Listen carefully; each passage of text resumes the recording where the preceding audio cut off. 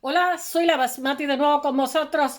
Hoy os voy a hablar de nuevo de Lucian Freud. Mirad, hay mucho revuelo, hay que mentir, porque resulta que ahora en diciembre hacía el centenario de la muerte de Lucian Freud, que ya he hablado de él, que nieto de Sigmund Freud, el de psicoanálisis, que con la llegada de los nazis al poder, pues resulta que se tienen que exiliar y se van a Inglaterra. Lucian es hijo de un arquitecto, hijo de, por parte de padre, su abuelo es Sigmund Freud, por eso se llama Freud de apellido y tal. Y su madre no sé si era inglesa, no me acuerdo. Yo sí que sé que cuando se muere el padre, la madre lo adoraba y entonces quería morirse. Y entonces Lucian Freud se lo lleva a su taller y la pinta todos los días. Tiene un montón de cuadros, retratos y tal para animarla, para...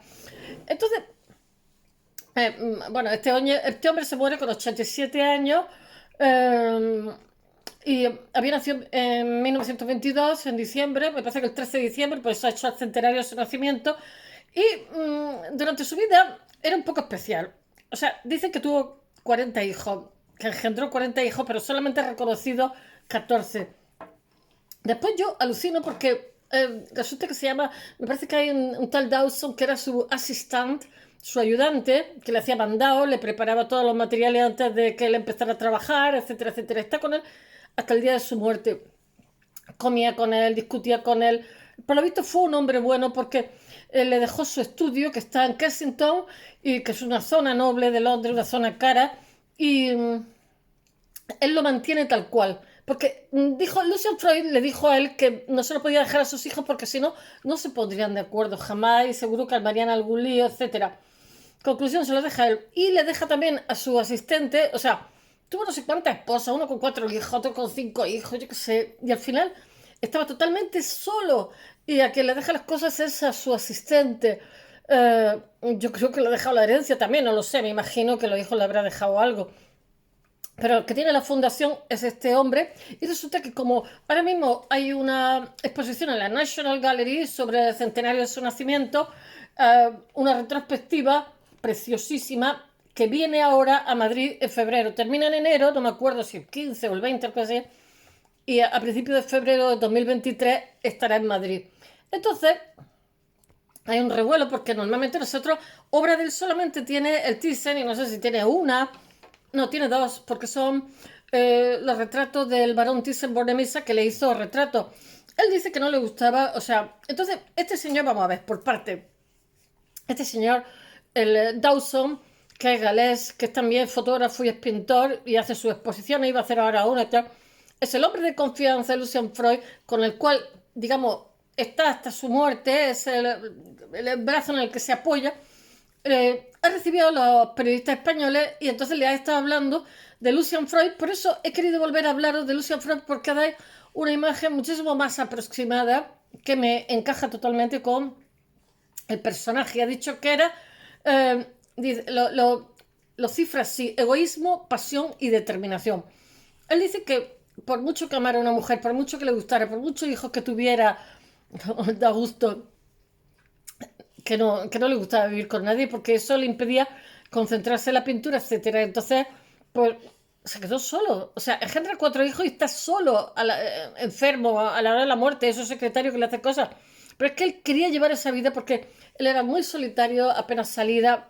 Él fue íntimo amigo de, ¿cómo se llama? Francis Bacon, Sir Francis Bacon. Y durante 20 años eran íntimos, comían, desayunaban, estaban todos los días juntos, pero se mataron vivos. Y los dos eran ludópatas. Bacon pintaba por la mañana, eso sí que lo sé de su biografía porque me la conozco. Y a no ser qué hora se ponía muy arregladito, pero Bacon tenía su razón de ser porque era irlandés. Su padre le había, no sé si era irlandés, hijo de ingleses, pero el padre era militar y se dedicaba a entrenar caballos y sabía muchísimo de caballos de carrera, etcétera. Entonces él se crió en ese ambiente. Lo que pasa es que cuando el padre se enteró que era gay, pues montó el cólera, pues ya imaginaron ambiente militar y tal. El caso que su padre y él perdieron el contacto, pero él se había criado en ese entorno de caballos, etcétera. Entonces los dos apostaban muchísimo, apostaban tanto que, por ejemplo, en el caso de Lucian Freud llegó a tener varias quiebras, o sea, el tener que pagarle a los deudores con cuadros y cosas así. Después le fue estupendamente, después hizo como 500 pinturas, tiene muchísimos grabados, dibujos, etcétera. Y sus cuadros, pues hace poco se ha vendido uno en Estados Unidos de la colección Alan, el socio de Microsoft, y me parece que se ha vendido por ciento no sé cuántos millones. O sea, quiero deciros, pero ya en vida ya sus cuadros cotizaban. Pero bueno, le pasó de todo, bueno, malo y regular. Y él consagró su vida como si fuera un sacerdocio, Lucian Freud, a la pintura. Entonces, cuando todo el mundo hacía, yo qué sé, Jackson Pollock, estaba todo el mundo haciendo abstracciones, dripping, no sé cuánto, él estaba haciendo figurativo, retrato. Y además retrataba a quien le daba la gana. Pero sobre eso habría que hacer matizaciones, porque él decía que él retrataba a quien tenía que ver con su vida, o por lo bueno o por lo malo. Pero que él no cogía encargos, pero sí que hay encargos, sí que hay encargos, por mucho que digan que no. Bueno, entonces este señor, el asistente que ha recibido a los periodistas españoles, lo que pasa es que está dando una imagen muchísimo más cercana diciendo que ese señor, su determinación era egoísta, pero que a la vez era una persona muy apasionada. Y que entonces él vivía por y por la pintura, para el arte. Y todo lo demás era secundario. Así de claro. Y yo me he quedado. Sus cuadros son de alguna forma brutales, pero a la vez son muy descarnados y yo qué sé, como. Él como que eh, atraviesa psicológicamente a sus retratados.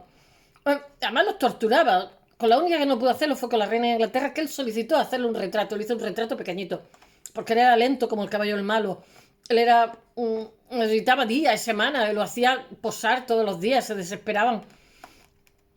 Entonces, la reina solamente pudo. Consiguió que posara para él 2 horas 20 veces. Está bien, ¿no? Pero él está acostumbrado a exigirle a su modelo muchísimo más del natural. Hombre, el natural te da unos matizos que nunca te puede dar una fotografía, obviamente. Nosotros lo que hacíamos cuando trabajamos, para hacerlo más deprisa, es que tomábamos una fotografía, la copiábamos y después lo terminábamos del natural. Porque obviamente encajar es complicado y tal, pero más complicado es darle volumen, no sé. Entonces el natural siempre te aporta una información que nunca te puede aportar la fotografía. Lo que pasa es que la fotografía es un esquema y está bien. Bueno, vamos a ver. Vamos a empezar por el principio. El artista británico Lucian Freud, que nace en 1922 y muere en 2011, es un referente de la pintura figurativa del siglo XX.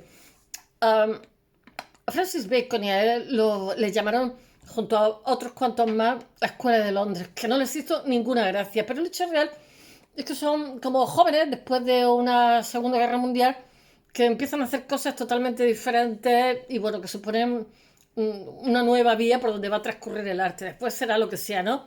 Bueno, este señor dice su secretario que era egoísta, pero no por capricho, sino con el propósito de dedicarse en cuerpo y alma a su arte. Esto es lo que dice su ayudante, que fue ayudante suyo, empezó a hacerlo en el 1990 hasta que se murió. O sea, estuvo como 20 o 21 años, ¿no? Se llama David Dawson, que es galés, y os he dicho que es fotógrafo y también pintor, y que hace exposiciones también. Ese le preparaba. Dawson ha atendido a un grupo de periodistas españoles, como he dicho, en lo que es el antiguo estudio, que está tal cual, no lo ha tocado nada, en la casa estudio, en el atelier de Freud, Lucian Freud, que está en Kensington, y heredó del afamado pintor, nieto del creador del psicoanálisis, Sigmund Freud, que también gestiona su legado artístico.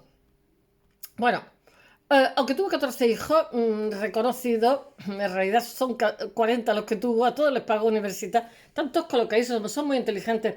Freud siempre vivió solo y optó por no dejar esa herencia a sus herederos, a su familia. Anda, que da gusto, ¿eh? Por eso estaba solo, por algo estaba solo.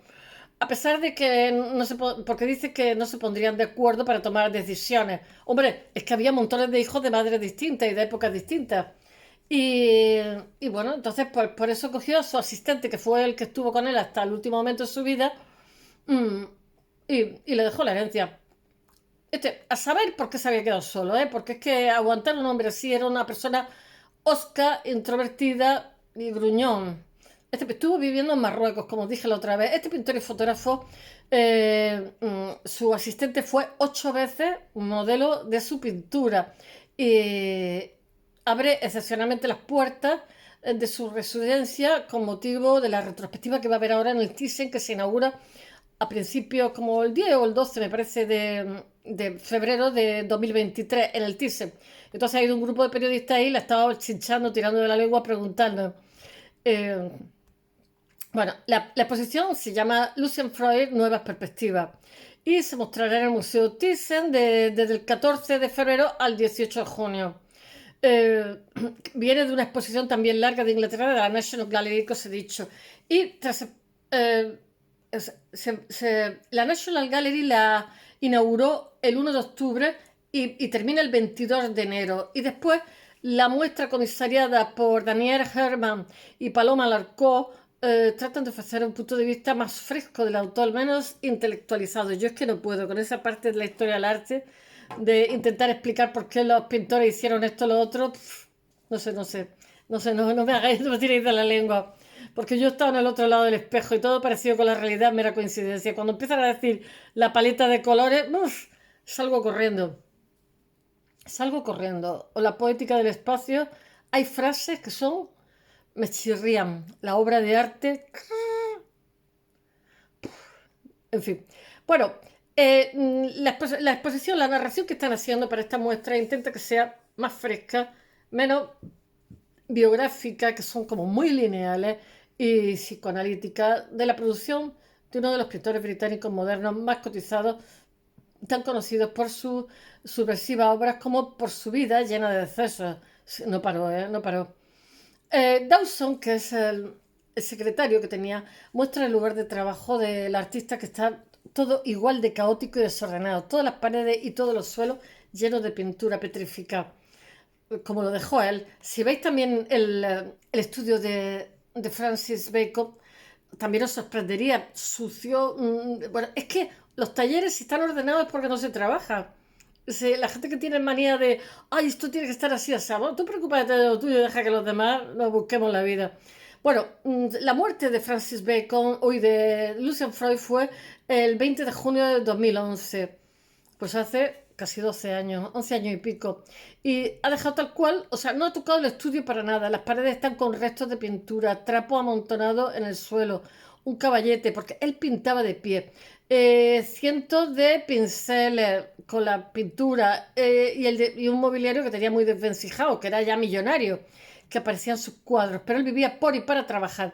Explica quién fue el que fue su ayudante de 1999, que diariamente le preparaba los ungüentos, los materiales, los lienzos, y le acompañaba en las comidas y le hacía recados. Él dice, Freud tenía una gran determinación, era muy egoísta, jamás hizo concesiones en ningún aspecto de su vida, pero era egoísta con un propósito, para pintar, o sea, era el motivo de su vida. Eh, Era su prioridad absoluta. El objetivo era hacer el mejor retrato posible en cada ocasión, para lo que hacía posar a sus modelos durante al menos 4 horas al día, a veces durante más de un mes, eh, no, a veces durante más de un año, 4 horas al día, Dios mío, qué locura. Era muy lento trabajando, ¿eh?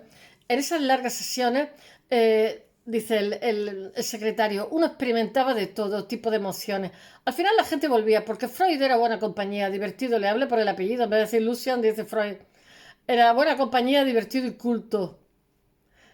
No era muy alto, ¿eh? Y era así enjuto. Yo lo veo como cara de malhumorado. Siempre está con cara de malhumorado, porque también se pintaba mucho a sí mismo, se hacía mucho autorretrato. Tenía una mirada muy penetrante, salía poco, pintaba de pie con el caballete ladeado, moviéndose constantemente con una energía nerviosa que hacía como el proceso más duro, dice el secretario, David Dawson. Empezaba en una área pequeña y la iba ampliando. Esa lentitud en el proceso permitía al modelo ser cada vez más él, cuenta el antiguo asistente, que confiesa que a él le encantaba posar para el maestro. ¿Por qué iba a hacer? Bueno, él actualmente, David Dawson, planea una exposición de personajes, o sea, personal de paisajes suya, y capturado en su pueblo natal de Gales, y revela que Freud pintó a la reina Isabel a petición propia. Los dos tenían la misma edad, los dos adoraban los caballos. Freud era un niño de bien, que tenía una nani y que sabía montar a caballo desde muy pequeñito. Dice, le llamaba la atención su figura soberana, aunque tuvo que adaptarse al horario, a lo que la reina le dijo, que iba a pasar tantas veces 2 horas y se acabó. Fue el único retrato hecho fuera del estudio y solo pudo contar con 20 sesiones. De posado tiene muchísima, le mete muchísima pasta. Yo creo que la puso un poco más vieja. Posado de 2 horas en cada una, en lugar de las centenares habituales. Pero está contándolo él, ¿eh? Pero ambos congeniaron porque eran de la misma edad y apasionados por los caballos. Bueno, este pequeño retrato de la reina fue muy criticado. La reina falleció el 8 de septiembre pasado. Es una de las más 60 piezas que alberga la exposición esta que va a venir a España, que está en la National Gallery ahora mismo, y que explora de manera más o menos cronológica las principales temáticas de lo que ha sido este hombre, porque están diciendo que están haciendo un relato más desigual, pero el hecho real es que para organizar una exposición que no sé si tiene 100 cuadros, sea una exposición magna, una retrospectiva gigantesca, pues se necesita algún patrón para poder organizarlas, para que el que lo esté bien vaya siguiendo un relato, pero a su vez vaya siguiendo una progresión o ascendente o descendente. Dice, así llega a ser Freud. Recoge los primeros lienzos. Está contando su secretario que sus primeros lienzos eran más rígidos. O sea, los primeros retratos reflejan la idea de capturar la esencia del retratado, de su modelo, siempre con gente de su entorno, nunca con encargo. Eso es lo que dice él. Yo no estoy de acuerdo, porque sí que tiene encargos, no muchos, pero tiene unos cuantos. Necesitaba jugar y necesitaba dinero, cash money. Bueno, en la exposición, la retrospectiva, la parte que pone intimidad, recoge su predilección por pintar a sus cercanos y conocidos. Después, cuando llega a poder, reúne obras de personajes famosos que también le molaban. Y después tiene otra que es estudio y se centra en su espacio de creación. Y después la carne, estas son las diferentes separaciones que tiene la retrospectiva. En la carne aborda esos desnudos francos, tiene unos desnudos que son brutales, que evidencian la profunda observación del cuerpo humano. Y bueno, y las carnaciones, que le salen muy bien. Espero que os haya gustado. Hasta mañana.